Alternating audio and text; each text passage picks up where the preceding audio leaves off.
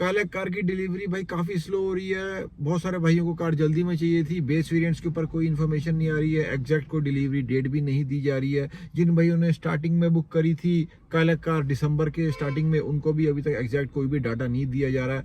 तो भाई मेहनत हम कर रहे हैं, कोई दिक्कत नहीं है। आपका बस सपोर्ट चाहिए भाई। किस तरीके से सपोर्ट चाहिए भाई? आप सब्सक्राइब करो, लाइक करो। सब्सक्रिप्शन थोड़ी सी भाई चैनल पे कम रह जाती है, आप देख सकते हैं स्क्रीन के ऊपर। तो प्लीज़ सब्सक्रिप्शन करके भाई सपोर्ट करो कि ऐसा यूजफुल कंटेंट भाई हम और मोटिवेट होकर और बना पाए। भाई आज मैं 3 गाड़ियां आप लोगों के सामने पेश करने वाला हूं। पहली तो भाई स्कोडा कालिया की रहने वाली है, साथ में भाई आपके लिए Hyundai की वेन्यू और टाटा की पंच। भाई अभी जस्ट रिसेंटली मैं टाटा में होके आया हूँ, तो काफ़ी सारी इन्फॉर्मेशन गैदर करके आया हूँ। सारी आप लोगों के सामने आज रखने वाला हूँ। I share each and every detail, आप लोगों के साथ सारी डिटेल साझा करेंगे। तीनों कार के बारे में एग्जैक्ट इन्फॉर्मेशन भी देंगे। तीनों गाड़ियां भी मैं आप भाइयों को दिखाऊंगा। एग्जैक्ट डिफरेंसेस तीनों गाड़ियों में क्या है, आपके लिए तीनों में से कौन सी गाड़ी बेटर रहने वाली है, प्रॉपर कंपैरिजन रहेगा भाई। एग्जैक्ट फीचर्स, गाड़ियों के साइजेस, डायमेंशंस, कौन सी गाड़ी की आफ्टर सेल सर्विस बढ़िया है, कौन सी गाड़ी की मेंटेनेंस लो है, कौन सी गाड़ी आप बाद में अगर सेल करोगे तो आपके लिए बेटर रहेगी, आपको अच्छा रिटर्न देगी। Exact A to Z knowledge भाई सारी रहने वाली है। वीडियो को भाई छोटा रखेंगे, ज्यादा बड़ी वीडियो नहीं बनाएंगे।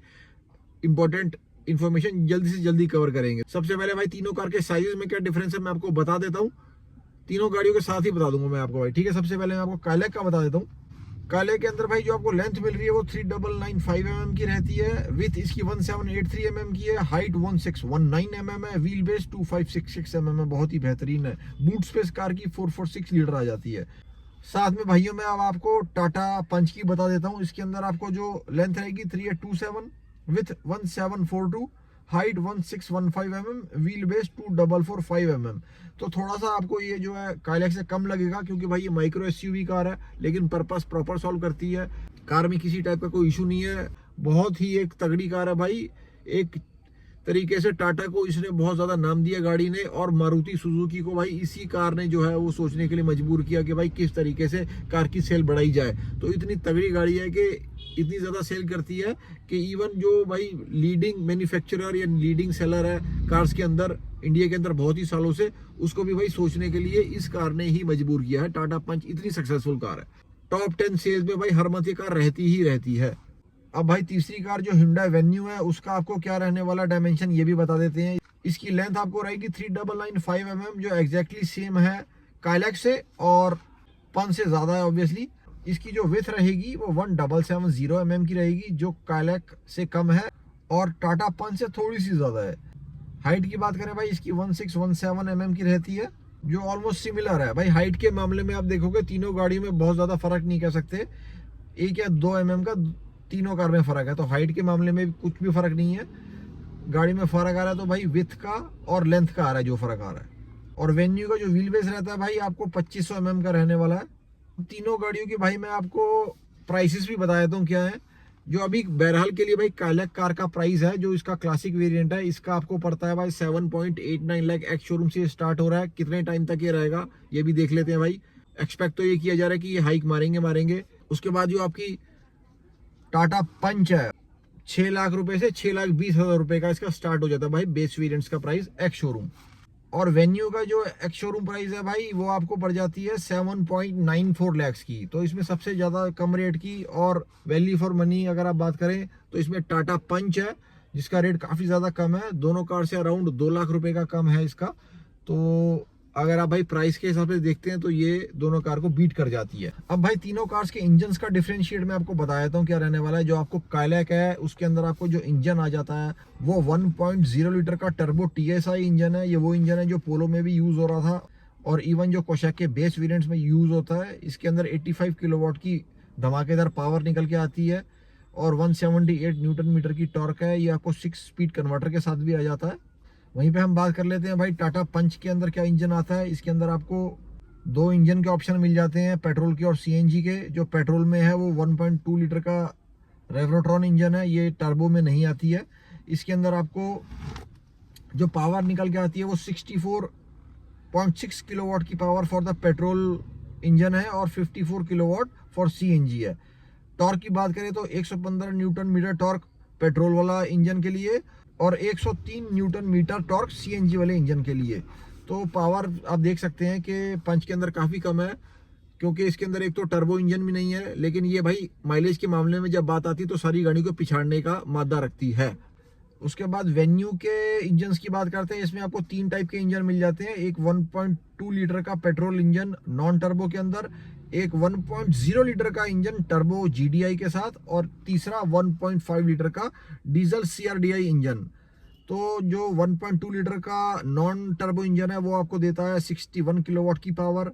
जो टर्बो इंजन पेट्रोल है वो 88 किलोवाट की पावर निकाल के देता है, और जो डीजल इंजन है वो 85 किलोवाट की पावर निकाल कर देता है। आपको ये कार जो है वो 5 स्पीड मैनुअल ट्रांसमिशन में 7 DCT के साथ और IMT के साथ और 6 स्पीड मैनुअल ट्रांसमिशन के साथ आती है। 113 newton metre torque, 172 newton metre torque और 250 newton metre torque respectively for non turbo petrol, turbo petrol and diesel CRDI। ये आपको इसकी टॉर्क रहती है। बाकी टायर साइज की भाई अगर मैं तीनों कार्स में बात कर लेता हूं तो आपको कालैक में 17 इंच का टायर मिलता है और 16 इंच का इसके स्टार्टिंग के 3 वेरिएंट्स के अंदर मिलता है। वहीं पे मैं वेन्यू के टायर्स की बात करता हूं तो आपको 15 इंच का टायर मिलता है इसके स्टार्टिंग वेरिएंट्स में और 16 इंच का इसके ऊपर के वेरिएंट्स के अंदर। वहीं पे मैं आपके अगर टाटा पंच की बात कर लेता हूं तो सिमिलर ही आपको 15 या 16 इंच का टायर मिलकर आता है कार के अंदर।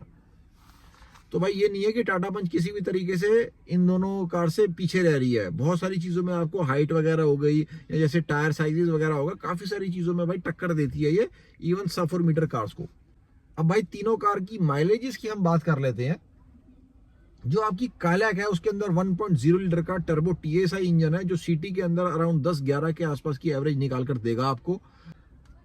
वेन्यू की बात करते हैं भाई, अलग अलग एवरेजेस है इसकी। जो आपको नॉर्मल इंजन मिल रहा है विदाउट टर्बो वाला, उसकी आपको सिटी में आ जाती है अराउंड 12-13 की माइलेज, और अगर आप बात करते हैं हाईवे की तो ये निकाल के दे देती है अराउंड 19 से 20 की एवरेज।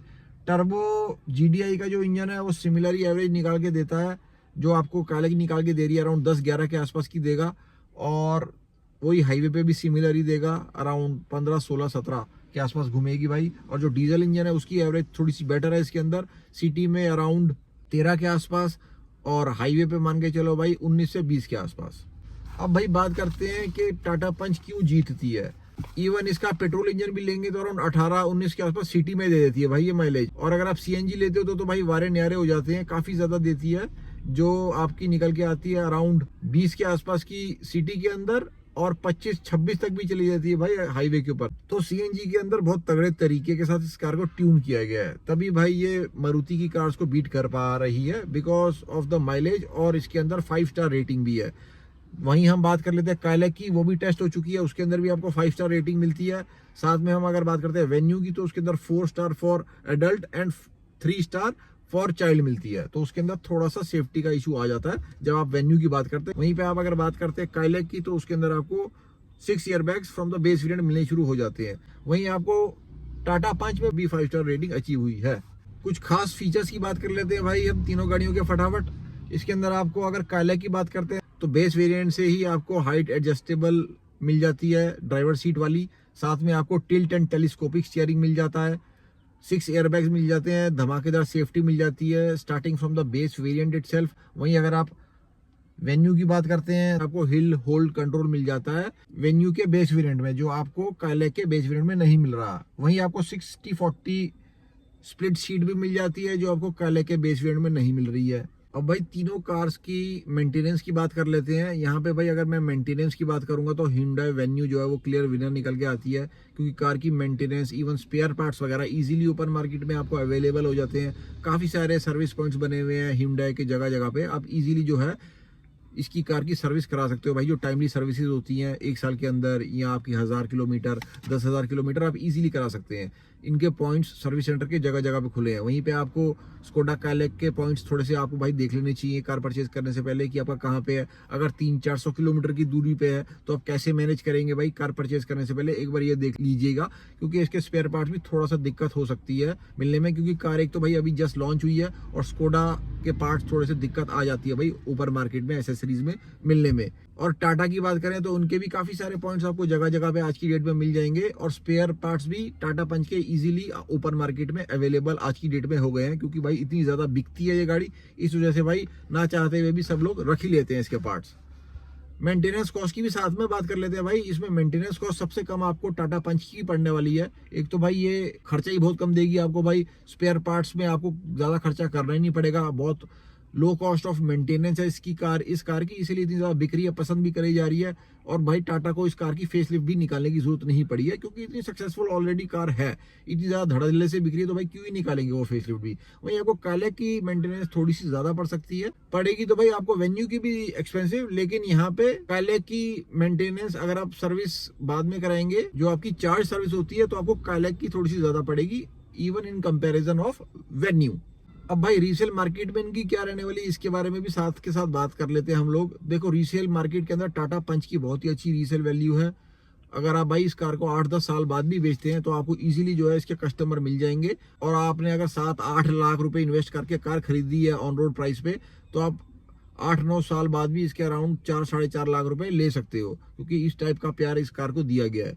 वहीं आपकी वेन्यू की बात करी जाए तो उसकी भी आपको, अगर आप कार खरीद रहे हो भाई 10-10.5 लाख रुपए ऑन रोड रेट की आपको कार पड़ जाती है, आप 8-10 साल बाद बेचोगे इसकी वो, तो उतना तो आपको प्राइस नहीं मिलेगा, लेकिन आप 4 से 5 लाख रुपए इसके भी निकाल के ले आओगे अच्छा बायर ढूंढ के।